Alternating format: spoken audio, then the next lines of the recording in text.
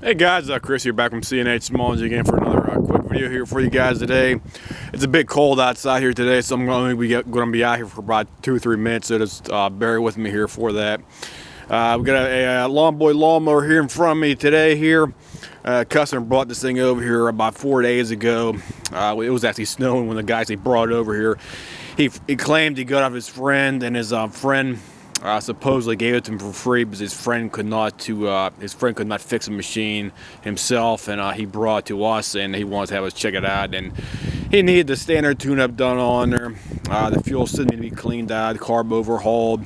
Apparently the friend also was messing around with the linkage for the actual carb, and the auto choke on the exhaust side was messed up too, and the plastic arm that goes from the auto choke over to the carb was also out of place. The guy didn't have it in proper place. It looked like the guy was he took the shroud off the engine on here, and he simply did not put the stuff back to where it was supposed to be at. Plus the other thing was the auto choke spring that hooks on to the carb side over here was also missing, so we had to replace quite a few things on it for that.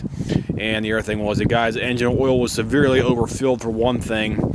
He had about 48 ounces of oil in there. You can't believe that, but the guy had 48 ounces of oil in the crankcase, and we had to drain out the oil, and we had to run for about 2 or 3 times to change the oil out over here, and we finally got down to about 18-19 ounces of oil right now for that specifically, so the machine should start running fine.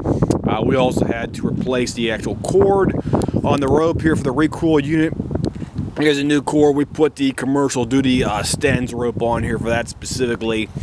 And we also cleaned up the machine because this guy's machine was all effed up, guys. I don't like telling you that, but he had so much grass and just clumps all over the whole entire top of the deck, and even the underside of the deck was all caked up with grass underneath there. We also had to replace a fuel line because we put a brand new fuel line from Briggs on here for that. So got a brand new fuel line on there as well too. Let me lift it up in the air for you right there. There you go, brand new fuel line, and everything else looks okay under for that. We had to replace it by 3 or 4 bolts on the covering for the actual gas tank. It was about 1, 2 are missing over here, and he had 1 bolt in the back was also missing on the back of the actual engine shroud. The actual shroud that covers the actual engine block itself was also had to be replaced. 2 wheels missing. So that's basically everything about that. Plus we also had to replace the drive cable on here. You get your transmission drive cable. This thing had to be replaced because the thing was stretched, and it was also cracked up on the handle. These things are prone to cracking at your Z bend right here, guys. So if you have one that starts cracking up here, you got to replace it up here. And it's always a good idea to replace the actual cable with your belt as well too, because anytime we have a problem over here where the guy's belt's getting all stretched out of whack, you have to replace the drive belt right down here, and it's always a good idea to replace the actual cable with the belt too. So we got the whole entire deck cleaned out underneath there. It took me about, I'd say about a half an hour, 45 minutes to get this thing completely scrubbed out. I got one of my old wire brushes and it scrubbed the piss out of this deck underneath here, but this whole deck was all caked up. This whole thing was, it was so bad, you guys had mold growing inside this entire deck assembly underneath there for that. So blade's nice and sharp on here now. Got that all cleaned up. Transmission, got this whole area cleaned out back here.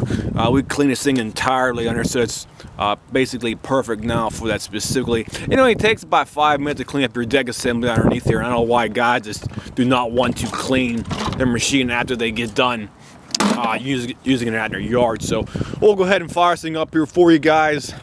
And you can see the thing running here. And here's the invoice. People always ask me what your invoices look like and stuff like that. And I use FreshBooks invoice. And this is what I use for my invoices right here, guys. Got FreshBooks invoice. This is what I have. I got everything I can write down on the actual receipt here. Got the warranty, got the notes, the balance due, and all the work that need to be done to a job. Plus you can even view your invoice online here as well too. So that's everything about that specifically as well too. So let me get a shot of the actual engine tag here as well. That right there. I'm just going to zoom in here for you. 10641, serial number 311, starting with that. Maine 2010. So we'll go ahead and fire this thing up here, and I'm freezing my butt off out here right now. It's only about 8 degrees outside, so guys, so bear with me here.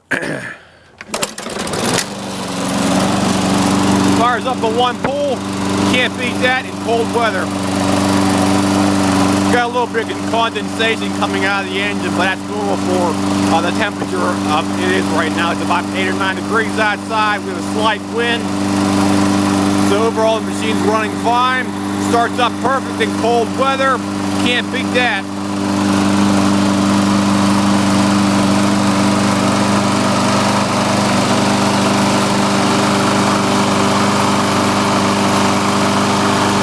Then we'll go ahead and try the actual transmission drive. Okay, we can pull the handle here. Drive's working good.